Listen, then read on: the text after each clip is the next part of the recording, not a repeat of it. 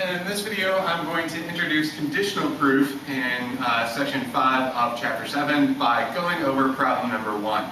Rather than trying to first explain conditional proof and then demonstrate conditional proof in action by solving a problem, I'm going to attempt to do both simultaneously by just simply jumping into the exercise number 1 here, problem number 1. Really the only way to learn logic is to practice, is in fact to solve problems.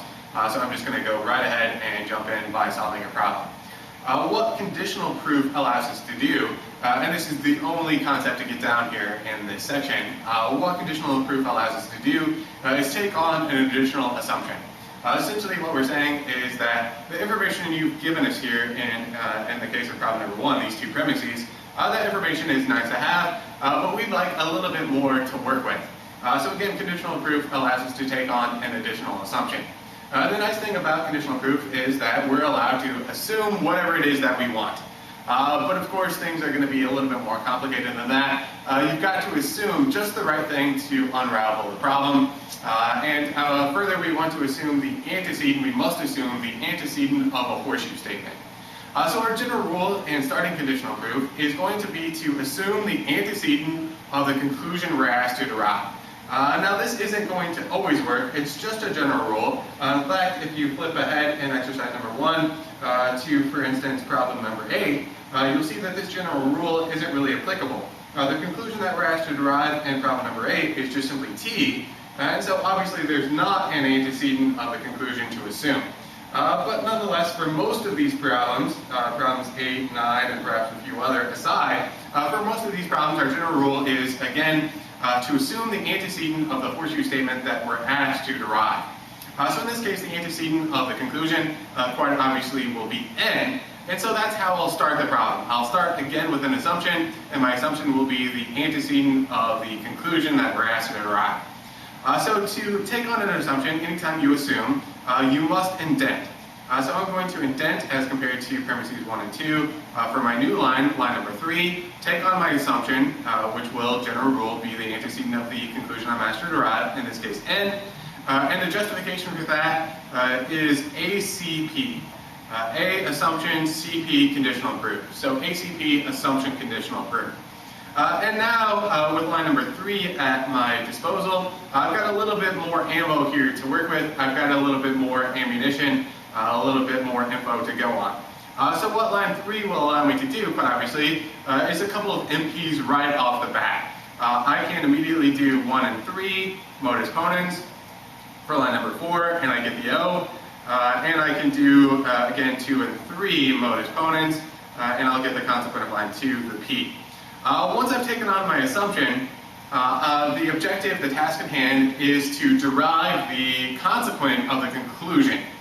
So I've assumed the antecedent, I'm now after the consequent. And I'm not going to be able to finish up my conditional proof until I get that consequent.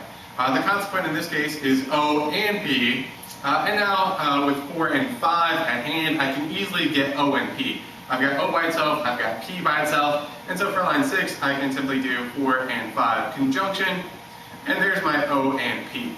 So that's the ultimate goal in conducting conditional proof. You assume the antecedent, and the task becomes to derive the consequent, to derive everything to the right of that main logical operator.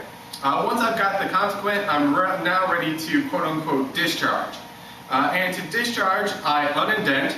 So I'll bring it out to directly underneath line number 2, unindent for line number 7 in this particular case. And when you discharge, you link the first line of your conditional proof, in this case line number 3, with the last line of your conditional proof. In this case, that's line number 6. Link the first and the last lines of your conditional proof together via a horseshoe. So for my first line is N, my last line is O and P. And conditional proof allows me to link those two together, again, via a horseshoe, which will always be the main logical operator. When you discharge, when you complete conditional proof, the main operator is always going to be a horseshoe, thus the name conditional proof, conditional statement. So the finishing touch here is to seal this off.